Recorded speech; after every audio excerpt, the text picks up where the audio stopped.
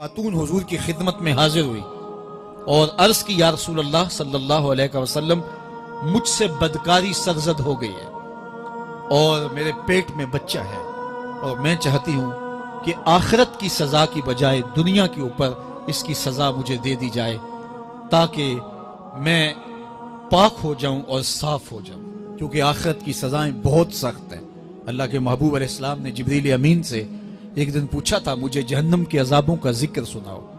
तो अर्ज की या रसूल अल्लाह सल्लल्लाहु अलैहि वसल्लम, हल्का तरीन अजाब यह है कि जहन्नुमी के पांव में आग के जूते रखे जाएंगे, बाकी उसके पूरे बदन पे आग नहीं होगी, सिर्फ आग के जूते उसको पहनाए जाएंगे। लेकिन उसकी हिद्दत, गर्मी और शिद्दत इतनी होगी, यगली मिनहुमा दमागुहु, उसकी शिद्दत से उसका दिमाग पिघल कर नाक और कानों के जरिए से बाहर आना शुरू हो जाएगा। ये सबसे हल्के अजाब की कैफियत है। और जो अजाब सख्त है, अल्लाह ताला कुरान मजीद में फरमाता है, सुम्मा ला यमूतु फीहा वला यहया, उस बड़े अजाब का जिक्र किया जो जहन्नमियों को दिया जाएगा।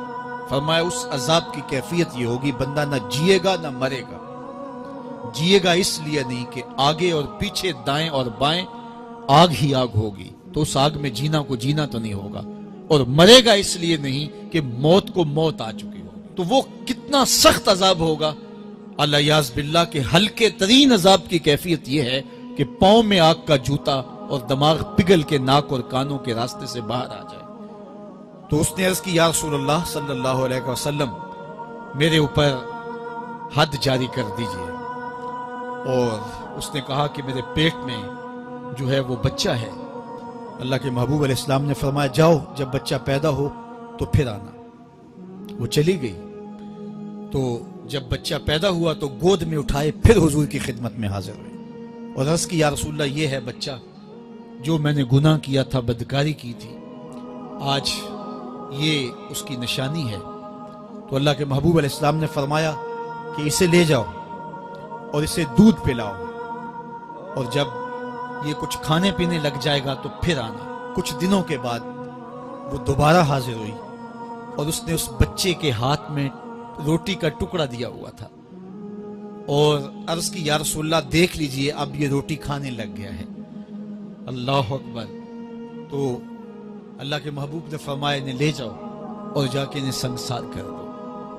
उसकी ये हद बनती थी, उसको संसार किया और उसने खुद ये सजा अपने लिए कबूल की। तो ये बात जहन नशीन कीजिए कि ये वो लोग थे कि जिनसे कभी कोई गुनाह सरजद हो जाता तो वो जल्द तौबा करते, और उसकी बड़ी से बड़ी हद और सजा भी होती तो वो भी काटने के लिए तैयार हो जाते। मैं और आप देखें कि हमारी जिंदगी में अगर गुनाह है और हमें सच्ची तौबा की तौफीक भी नसीब नहीं है और आइंदा ना करने का अज़्म मुसम्मम हो, पक्का इरादा हो कि ये गुनाह जिंदगी में दोबारा नहीं करूंगा, अलग बात है कि फिर दोबारा उससे सरजद हो जाए।